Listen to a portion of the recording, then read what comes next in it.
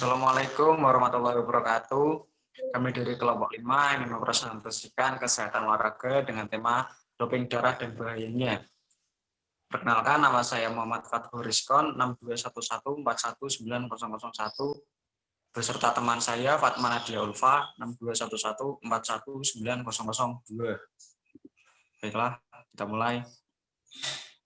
Doping darah dan bahayanya. Kelompok kita akan memaparkan tentang pengertian doping darah dan juga ada jenis doping. Kemudian ada zat-zat doping, alasan penggunaan doping, dampak penggunaan doping, dan alasan pelarangan doping. Pengertian doping. Pengertian doping secara umum. Doping adalah penggunaan obat-obatan untuk meningkatkan performance dalam berolahraga. Menurut International Congress of Sport Science, Olimpiade Tokyo 1964, yaitu pemberian atau penggunaan oleh peserta lomba berupa bahan yang asing bagi organisme melalui jalan apa saja atau bahan fisiologis dalam jumlah yang abnormal atau diberikan melalui jalan yang abnormal dengan tujuan meningkatkan. Menurut Undang-Undang Nomor 3 Tahun 2005 tentang Sistem Keolahragaan Nasional, Bab 1 Ketentuan Umum Pasal 1 Ayat 22. Doping adalah penggunaan zat atau metode terlarang untuk meningkatkan prestasi olahraga. Menurut IOC atau International Olympic Committee pada tahun 1990, doping adalah upaya meningkatkan prestasi dengan menggunakan zat atau metode yang dilarang dalam olahraga dan tidak terkait dengan indikasi medis. Jenis-jenis doping. 1. Ada stimulans.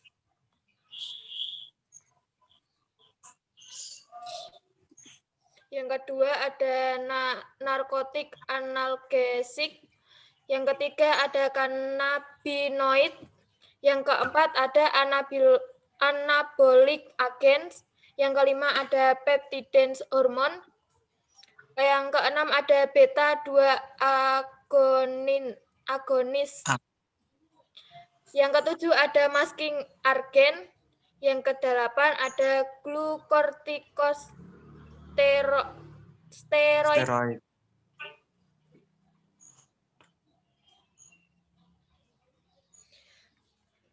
Saya akan menjelaskan tentang jenis-jenis doping. Yang pertama ada stimulans, yaitu obat yang digunakan untuk meningkatkan aktivitas fisik dan kewaspadaan dengan meningkatkan gerak jantung dan pernafasan, serta meningkatkan fungsi otak. Yang kedua ada narkotik analgesik, yaitu biasanya mengambil bentuk obat penghilang rasa sakit yang bekerja pada otak dan sumsum tulang belakang untuk mengobati rasa sakit yang terkait dengan stimulus yang menyakitkan. Yang ketiga ada cannabinoids, adalah bahan kimia psikoaktif berasal dari tanaman ganja yang menyebabkan perasaan relaksasi. Yang keempat ada anabolic agents, adalah versi sintesis dari hormon testosteron. Testosteron adalah hormon kelamin laki-laki, ditemukan pada jumlah besar pada kebanyakan laki-laki dan di beberapa perempuan. Yang kelima ada peptidase hormones, adalah suatu zat produksi oleh kelenjar dalam tubuh dan setelah beredar melalui darah dapat mempengaruhi organ-organ dan jaringan lain untuk mengubah fungsi tubuh. Yang keenam ada beta-2 agonis, adalah obat yang bisa digunakan untuk mengobati asma dengan relaksasi otot-otot yang mengelilingi jalan napas dan membuka saluran udara. Yang ketujuh ada masking agents, adalah produksi yang berpotensi dapat menyembunyikan keberadaan zat terlarang dalam urin atau sampel lainnya. Yang terakhir ada glukokortikosteroid, Dalam pengobatan konvensional, glukokortikosteroid digunakan sebagai obat antiinflamasi dan untuk meringankan rasa sakit. Lanjut, Mas Rizkon. Zat-zat doping.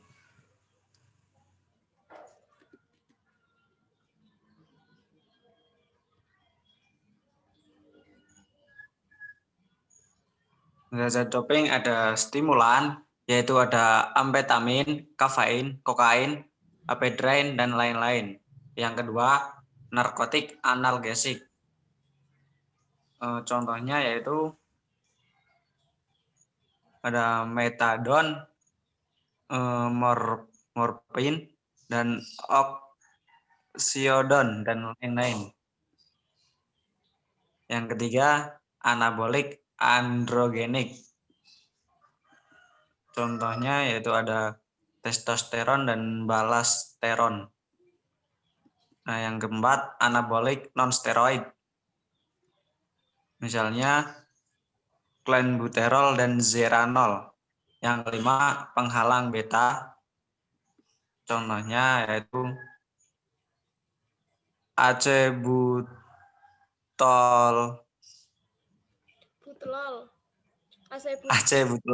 acebutlol, atenolol, dan sotalol.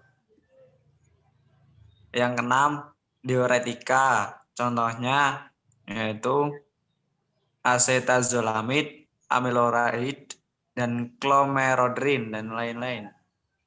Yang ketujuh, peptida hormon. Contohnya yaitu ada growth hormone, adrenokortiko, dan adrenokortiko hormon, dan lain-lain. Nah, alasan penggunaan doping yaitu aspek psikososial, ada aspek kepribadian,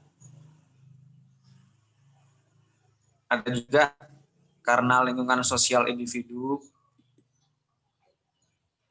Nah, yang keempat, kurangnya informasi tentang pengetahuan bahaya doping, ketatnya persaingan sehingga bisa memunculkan ego untuk menggunakan doping. Yang keenam, ada komersialisasi. Yang ketujuh, ada propaganda. Yang kedelapan, ada karena frustasi. Yang kesembilan, karena ambisi ingin mendapatkan suatu prestasi.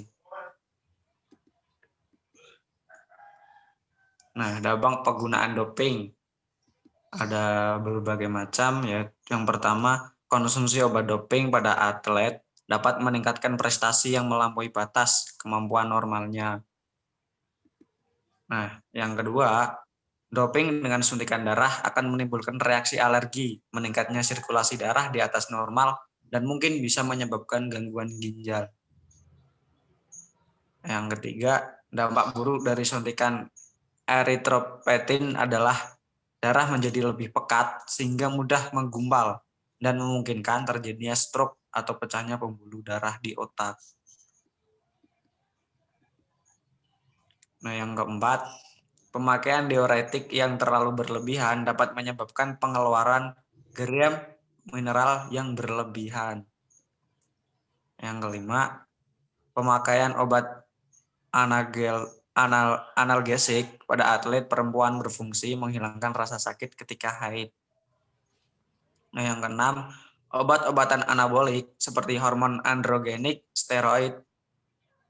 Jenis hormon ini punya efek berbahaya baik bagi atlet pria maupun atlet perempuan karena mengganggu keseimbangan hormon tubuh dan dapat juga meningkatkan resiko terkena penyakit hati dan jantung.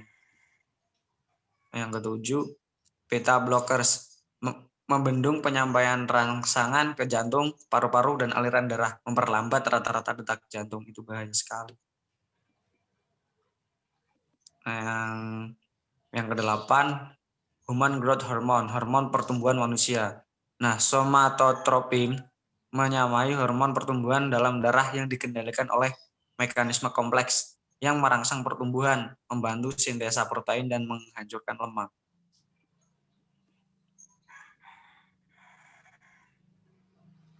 Adapun alasan-alasan pelarangan doping menurut komite dalam tahun 1990, alasan medis membahayakan keselamatan pemakainya. Atlet akan mengalami habituation atau kebiasaan dan ketagihan serta drug abuse, ketergantungan obat yang dapat membahayakan jiwa, seperti kasus yang pernah terjadi kurun waktu 1967, yaitu kematian atlet balap sepeda, sepak bola, dan tinju setelah mengkonsumsi obat-obatan doping. Waduh. Yang kedua, alasan etis. Penggunaan doping melanggar norma fair play dan sportivitas yang merupakan jiwa olahraga. Nah, cukup sekian dari kelompok kami. Apabila ada pertanyaan, silakan tanyakan dan semoga kita dapat menjawabnya. Semoga dapat dipahami presentasi kami. Terima kasih. Wassalamualaikum warahmatullahi wabarakatuh. Waalaikumsalam warahmatullahi wabarakatuh.